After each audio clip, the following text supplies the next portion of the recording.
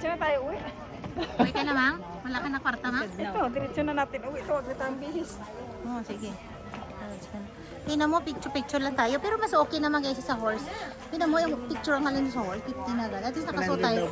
Oh, at least nato sana nakasuot tayo ng costume, diba? Ay, doon daw po.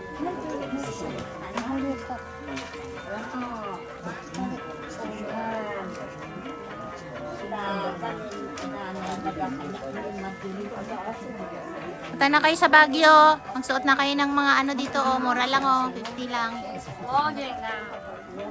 I'm vlogging na. Sa tindahan, pang rent lang. Ah, pang rent lang talaga to.